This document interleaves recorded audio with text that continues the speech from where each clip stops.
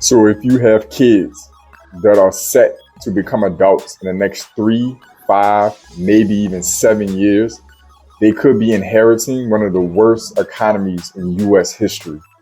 And if you're not paying attention right now on the moves that you need to make to help assist them in this crucial transition in their life to get a great financial start, then you potentially could miss out on the opportunity to save your kids from a ton of economic hardship.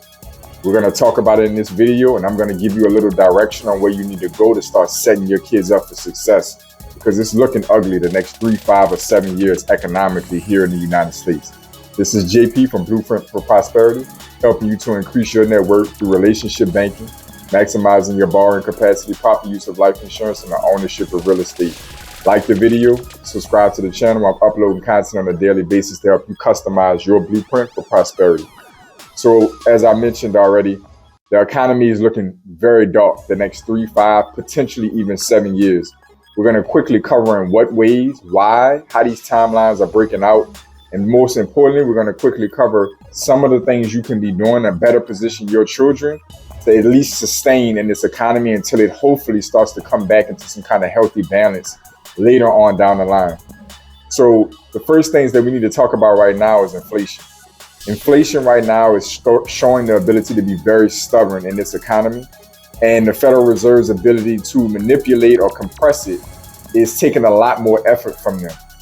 Inflation is showing signs that it can stay with us easily through the rest of 2023, possibly even a good portion of 2024.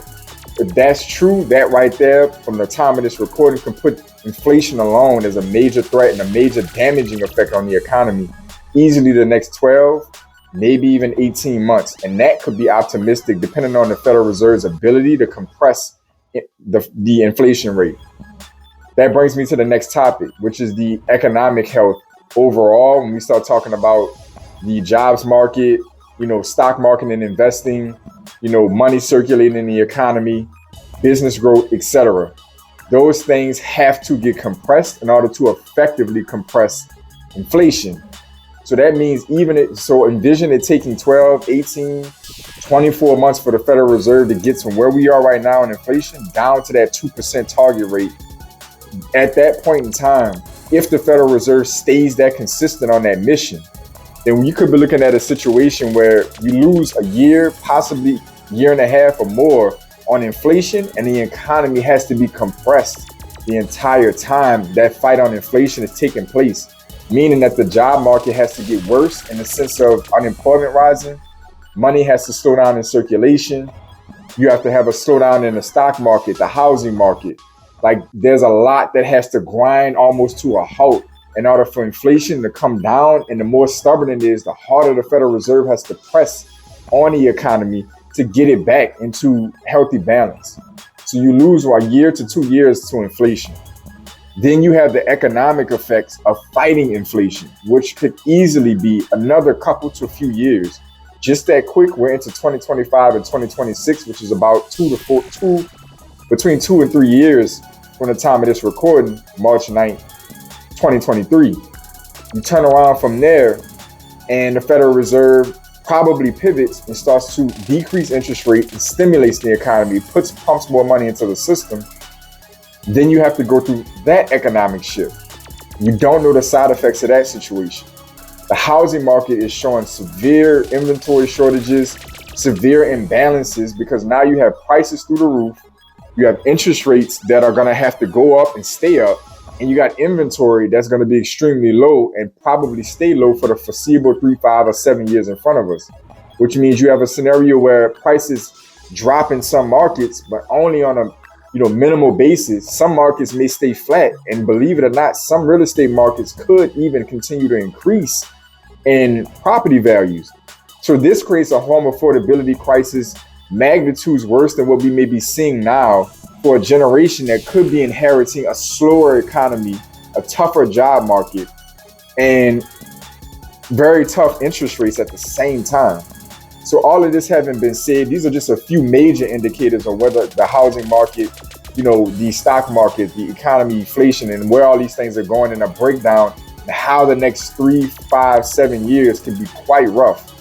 when you turn around and think about how slow economic and financial development takes for a young adult, again, assuming you're not a trust fund baby, in most cases, it takes many of us into our mid, deep 20s, 30s before we start to get a footing underneath ourselves with building credit, stable job stability. If you go to college, you got to finish college. You may incur debt from there and have to work out of that hole. The list goes on. It takes a while, just building spending habits, putting together savings, developing retirement accounts. So now if you have kids in that age bracket that are set to become adults in the next 3, 5, 7 years, now you see what they could be facing in the midst of just trying to figure the world out, figure out their own financial identity. They could be inheriting a very, very tough economy. You, first off, need to get your finances in order so you can be prepared to support them. Your kids may be forced to stay home with you longer, live in the same home with you longer.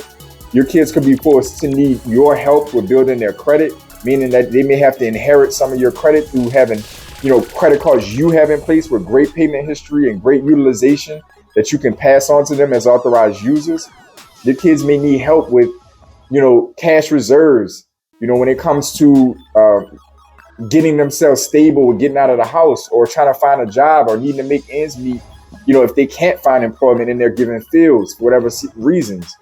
Your kids can need a lot of help in the future. It doesn't mean that you have to turn them into a trust fund baby or work the rest of your life for the next handful of years to dedicate to their future. They're going to be responsible for themselves on a large part. But as a parent, I'm sure we can all agree, you want to see your child have the best shot possible. And they could be inheriting an unfair economy. So you need to get your finances together. You need to start building out your cash reserves.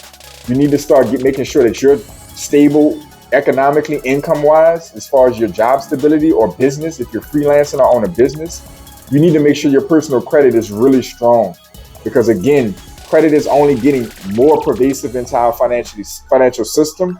Cash is coming out of the equation more and more, and you being able to pass down healthy credit so your child can start using that as a stepping stool is going to be essential. You need to start hopefully gathering investments, because this also may give you an opportunity to either start business or investment operations that you can integrate your kids into. You may be your child's first employer, depending on what's going on. And this can come with tax benefits for you. You can teach them some useful investing or business skills and help them develop an income all within the household until they can start figuring out what direction they want to go themselves. You need to start figuring out if college makes sense for your child.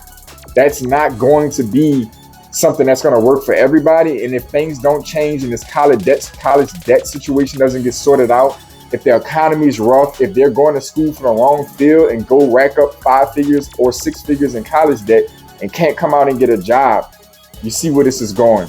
I wanted to bring this video to you to make you think, make you assess your finances and envision what it's going to be like to have to support your child if they're in their teenage years or preteen years and on their way to becoming adults in the next 3, 5, or 7 years, because they could be inheriting a true economic monster. I know this was valuable content for you. Shout out to all my parents out there who are doing the best by their kids. Hopefully this content give you some direction. Comment down below if you need me to elaborate further and let me know your opinions overall. This is JP checking out. As always, I want y'all to stay focused, stay in motion. I'll see y'all soon.